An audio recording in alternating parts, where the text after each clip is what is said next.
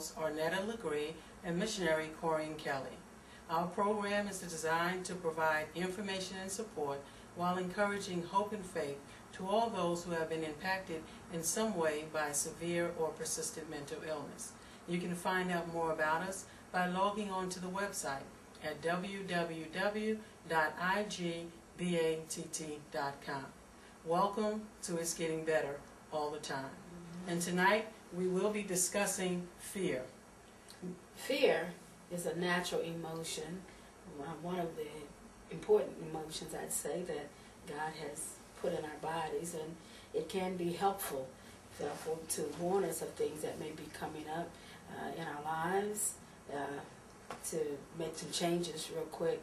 But we also want to talk about where it can not be helpful. And I think that's it, Missionary Kelly. You know, fear, like you said, is a natural emotion, and it's something that God has given us. It's like a warning device. But fear can also be unhelpful. Yes. Especially when it prevents us from doing things that we would like to do, or from fulfilling our destiny or the purpose that God has for us. And that's when someone has allowed fear to control their life. And I think you and I, we were talking earlier, we talked about how fear can control our lives to such an extent that it can cause torment. Yes, yes, even the Bible lets us know that fear has torment. But I'm reminded in Isaiah 41:10, where he says, "Fear not." And all through Isaiah, as I was reading, so many times God has told us to fear not. And he said, fear not, because he's with you. Fear makes one feel like they're all alone, like no one understands, and I can't go any farther than here. And the tormenting part is it brings on negative thoughts. One negative thought leads to another. And then you end up with the anxiety and the depression and nervous conditions, and all the things that it bring on can be overwhelming to one's life. And there are some people who are more prone to allowing fear to control them than others. Whether that's because of past experiences, things may have happened, or we're anxious personalities. Fear for some people is it's something that they have to combat on a regular basis. And to be able to combat it, many times they need a support group. Right. They need A support some group. Sometimes you might need to see a psychiatrist or a psychologist or a pastoral counselor, especially if it's gotten to the extreme. Yes, absolutely. And unfortunately, as human beings, a lot of times we want to feel like that we can do it all by ourselves. And in doing so, it's almost like being in quicksand. You're going deeper and deeper in the situation. We want to give you words of encouragement on tonight to help you to come out of that, as I said, quicksand, out of that rut. You don't have to stay there. God himself said that we were victorious, but even in that, there's a chain reaction. It has to start somewhere. And I think that's it. It's a start. For some people, you're not going to get over fear just like that. It's a process. It's a step-by-step process.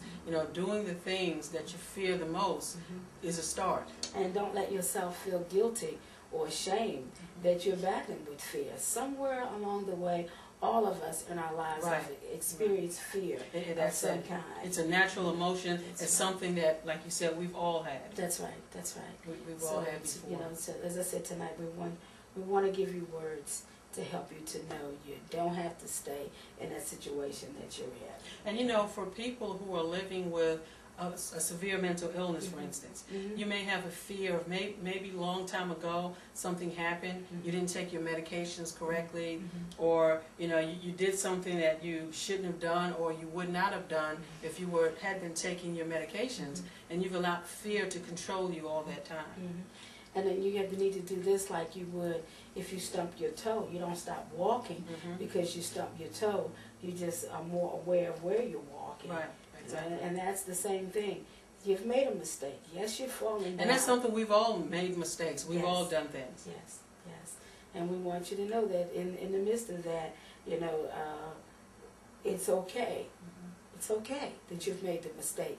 It's not the mistake, it's what you've learned from the mistake that's important. How it controls you. And then you have people who may not have a mental illness, but maybe they have a fear of speaking in public, or a fear of trying a new job, or trying something new. That's right. Or maybe they've, again, made some mistakes, and they have a fear about what people will think about them. So fear can come about from all types of circumstances. That's right. But again, we can't let fear control us. We can't let fear stop us from moving forward and being all that God would have us to be. That's right.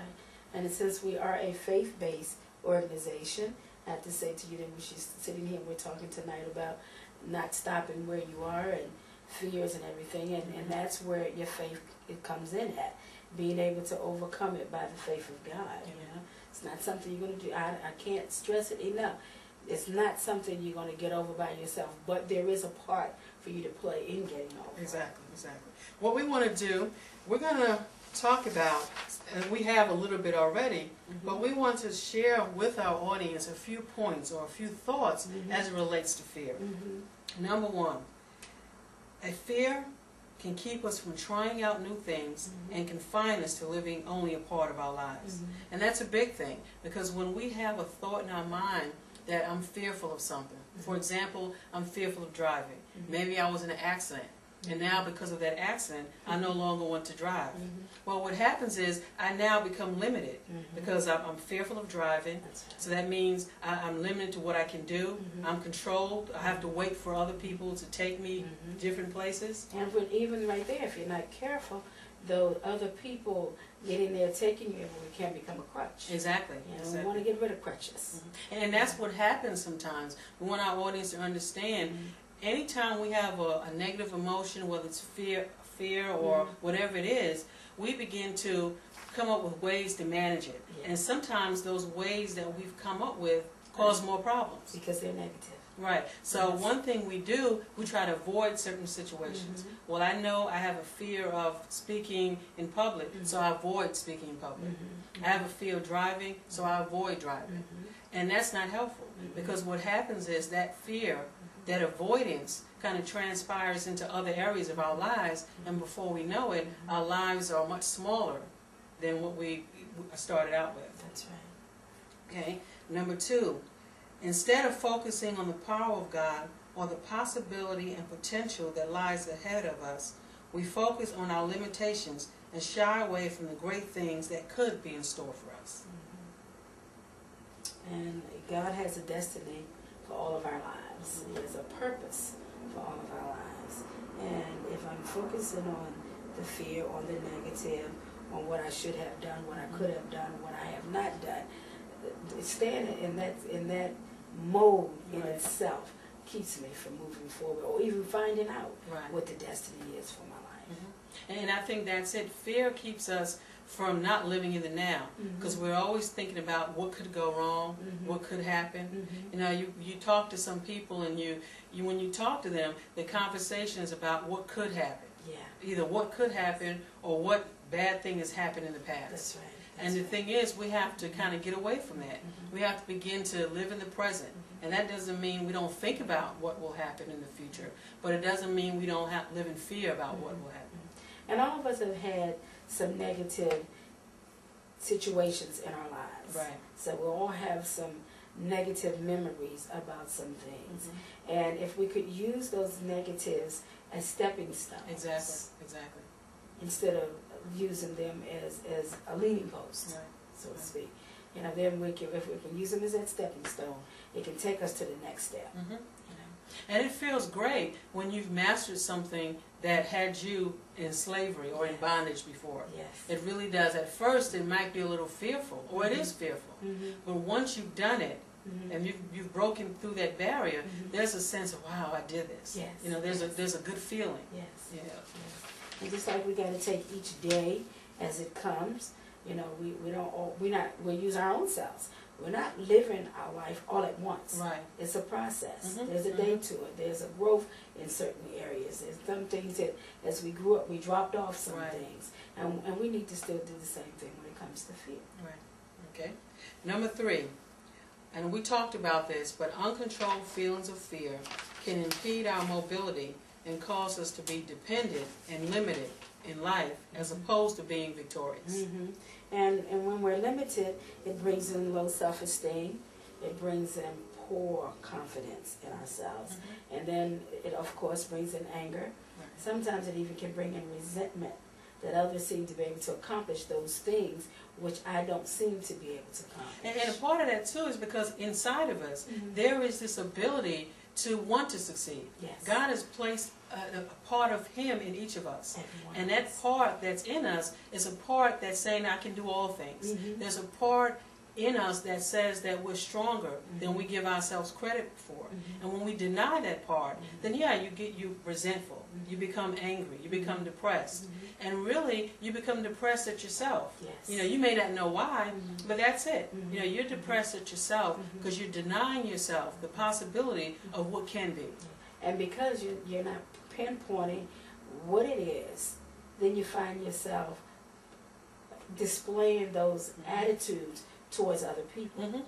And most of the time it's towards those that care. That's closest to you. That's right. Those that want to be a help to you. And you find yourself pushing them away and making it even harder.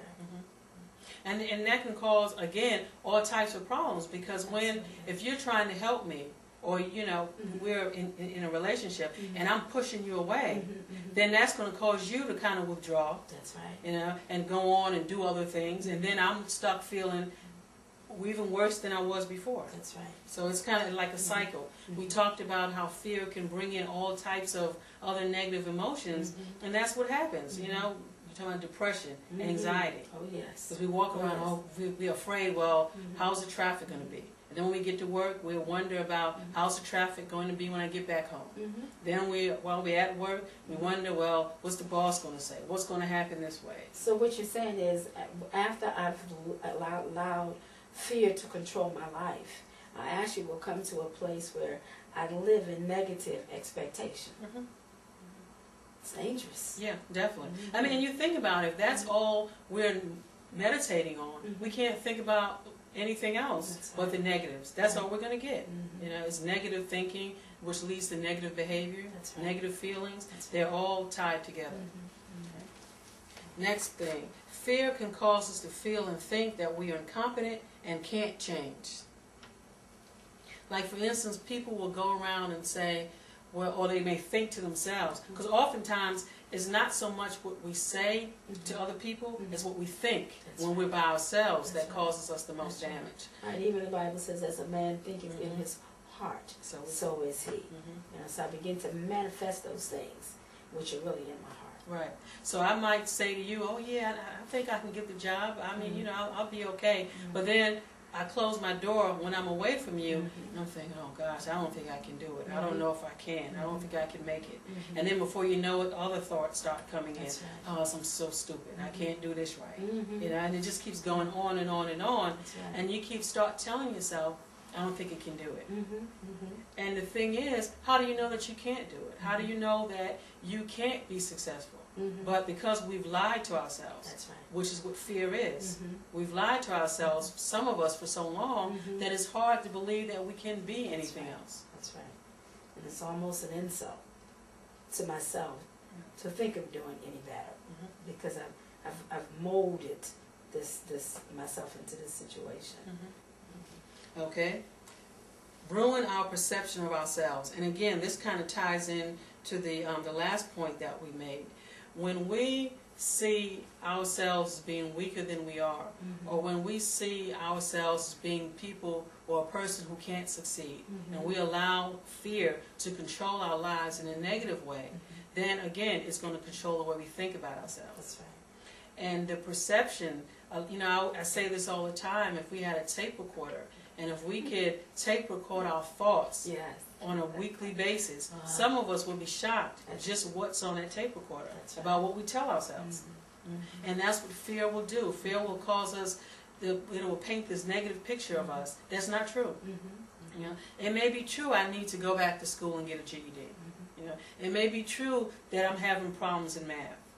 Those things are true. Okay, fine. I acknowledge it. I recognize it. I get help. But when we allow fear to control our lives, we'll get ourselves stuck in a rut, and we won't move forward. That's right. We won't move forward. You were going to say? Said so many things. Mm-hmm. Yeah, you were talking about being stuck in the rut. It's going to take a fight to get out of the rut. Mm-hmm. Okay. And to what I said before, if I'm going in the wrong direction, first of all, I need to recognize that I'm in the wrong direction. Mm-hmm. Then I have to decide what am I going to do to Right. go in the right direction. Right. Okay. So if you're dealing with fear, first of all, acknowledge it. You don't have to be ashamed of Right. it, but acknowledge it and then make some changes. You know, it says the Bible says that he which had begun a good work in us will perform it unto the day of Jesus Christ. Okay. So I can't make the change in myself, but I'm so thankful that God's got us all linked together like a chain. All right. So he's got different ones over here to be helped, got different ones. He's got specialists. He's got people that have already gone through some of the things that another person is going through to be able to tell you, you can make it. Mm-hmm. They're not words just to be said as a facade. They're real words. We can make it. And somebody, all of us had to start somewhere. Somewhere. That's right. And in starting somewhere, it starts with baby steps. Exactly. You don't get there overnight. Right. You know, taking one day, taking 1 minute at a time. And each minute it adds on victory to victory to victory. And then victory will become a part of it. Right. But again, when we tie into that fear, when we allow fear to control us, and that perception gets distorted, we can't see that. That's right. You know, going back to, you know, the story in the Bible about the children of Israel, all they could see was their limitations. They couldn't see anything else. And when we become so focused only on our limitations or on our negative parts of ourselves, then that's all. We can't see anything else. Right. We can't move beyond that. All I can see is that, wow, you know, I can't do anything right. We can't see the things that we can do right because we're stuck. We're focused on just right what's in front of us. And what's in front of me is my feeling, how I'm feeling now about myself, which may or may not be true. So I'd say today, in the midst of that, from what she's saying, some of what brings in fear is murmuring and complaining. Right? And if you can come to the point, every time you take a deep breath, you have to thank God for that deep breath, because we can't make our own selves breathe. That's a start. And just, you know, breaking the mold, that old fear mode, that old murmuring, that complaining, that looking for negative, and begin to find something, even with ourselves. We can start with this human body, of taking one thing to thank God for, Right. and then go to the next and to the next. You know, I can't make myself breathe. I Right, can't make yeah. myself see. Right. You know, I can't make myself hear. He's given me the ability to walk. He's given me a brain to be able to tell this body to move. Right. And these, just starting with the human body, and begin to thank God for those things that you have, for something we take so simple as fingers. You know, but how much could we do without them? You know, and begin to thank God for those little things, and I'll begin to. That's one way. Right. There's so many different ways, but that's one of the greatest ways. And that's a good point, because then it takes the focus off of us and puts the focus back on where it should be. Yes, absolutely. That's and that you know, it's when we recognize that we are fearfully and wonderfully made, and that, well, if He made me, then He must have put something in me. Right. But then I've got to tap in and find out what it is.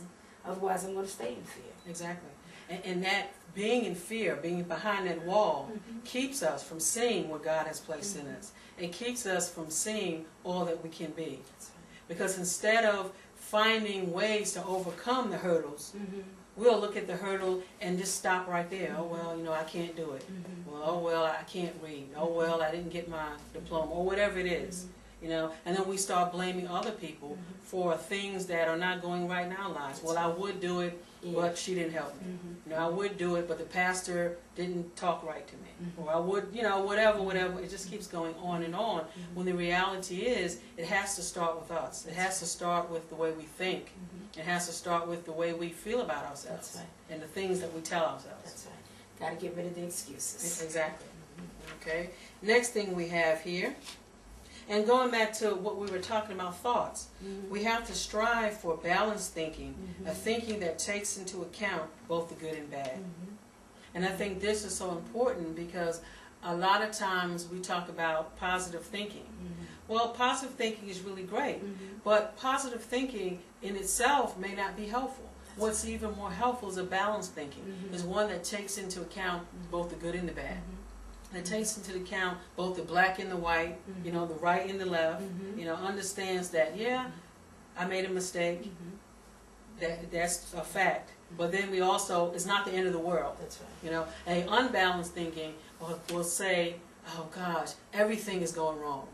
Things are right, exactly. People, everybody's talking about it, and everybody doesn't even know you. Right?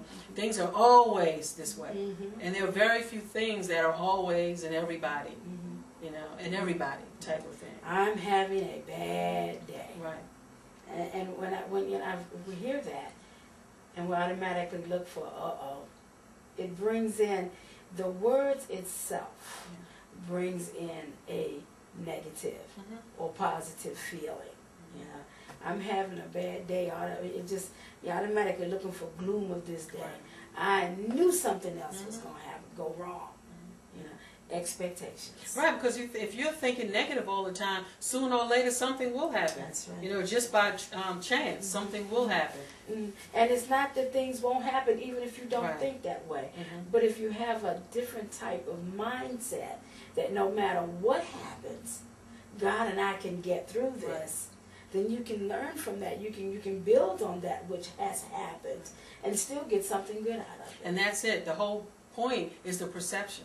If my perception is that I can't do it, or my perception is that things will never go right, then it's going to be hard, like you said, to kind of get to see that, that things are not always. You know, it's true that right now I'm having a bad time, but things are not always bad. That's right. Things don't always have to stay this way. Yeah, and we spend more time magnifying negative things in our lives than we do those that are positive. And that takes some work to overcome that, because unfortunately many of us have had more experience focusing on the negative than we do the positive thinking. You know, there are some people who are naturally more optimistic. You know, there are some people who are naturally more, you know, exactly. You know, and the thing is, we have to work on that. You know, we have to strive for balanced thinking. So like you said, when something happens, it won't be the end of the world. So either way, it takes work. Right. Be it negative or positive, it takes work. But it's how productive do I want the work to be? Right. You know, and what do I want the productivity to be in? Okay. Next thing that we have here. Fear can cause us to be mind readers or fortune tellers. For instance, think about this. How do you really know, and I'm talking to the audience, how do you really know that things will not work out for you tomorrow? How do you really know? Well, we don't know. What we do is we meditate on everything that went wrong in the past, and then we think, okay, things went wrong in the past, well, things are going to go wrong tomorrow. And that doesn't necessarily have to be. Tomorrow is a new day. It hasn't even gotten here yet. That's right. You know, we can make some changes. If God is concerned about a little sparrow, that little bird, how much greater is He concerned about us? You know, and since He already knows the destiny for my life, He nowhere have I read where He said worry about tomorrow. Okay, so it's, you know, what if I'm gonna be worried about tomorrow when I feel like I'm the one that's in control? All right. But if I recognize that it's really God that's in control, then I can trust Him to take me through the next minute even, before I even get to tomorrow. And I think about it like this. If the last 40, 20, 30 years of your life has not been good, okay, today is the beginning of the next 10, 15, 20, 25, 30 years that you have in your life. That's right. You know, every day that you get up is another day for you to start the other part of your life. That's right. And you can make some changes. And like you said, those changes may require us making baby steps. Because if we've lived a certain way, whether it's our mindset or actual lifestyle that's been negative or that has caused negative behaviors and feelings for so long, it's going to take some time, but it's possible. That's right. You know, if I didn't get the job because I don't have a high school diploma, well, it may take me a while to get a high school diploma, but I can get one. That's right. You know? That's right. And oftentimes people will say, you know, well, I would go back to school, but it just takes so long. Well, how long would it take? Well, it'll take about a year. Well, if you don't die, you're going to be living anyway, right? So why not go back to school? You can take one class a month. So if I can go for a year to get this, which has taken me 20 years to decide finally this is what I want, I've already wasted these years, so why add another year on? Right, exactly. You know, you're going to be here anyway, you know, if you're alive. So you may as well do something. You may as well be productive. It's like getting out of debt. Well, you know, if I sit here and I think about, oh gosh, I'll never get out of debt. It's just so much. And then someone says to me, well, Annette, if you start putting $5 a week aside, I'm like, $5, that's nothing. But at the end of the year, $5 might be pretty good. That's right. I might need that $5 every week That's for right. for 52 weeks. Start somewhere. Right, exactly. Okay. Next thing, fear can keep us from taking risk. And when we talk about risk here, we're not talking about daredevil or negative types of things. We're talking about moving out of our comfort zone. Because sometimes we will have to move out of our comfort zone. That's right. That's right. And every day, truth be told, our life is a risk. You know, it's you talking about getting out of bed. Some folk have gotten out of bed and stumbled. You know, and I don't want to put the negative in there in that perspective, but you know, it's and some weren't able to get out of the bed. They laid down last night, but they didn't get up. Okay, so the mere fact that God allowed me to get up is a reason to say, okay, I'm going forward. You know, since it was His choice for me to get up this morning, then let me make the best of this day. Exactly, exactly. And when you talk about, you know, just to piggyback on what you're saying about taking risks, sometimes to use that example about going back to school. This has been It's Getting Better All the Time, Mental Health Outreach, with your hosts, Arnetta and missionary Corinne Kelly. Thank you, have a good week, and good night.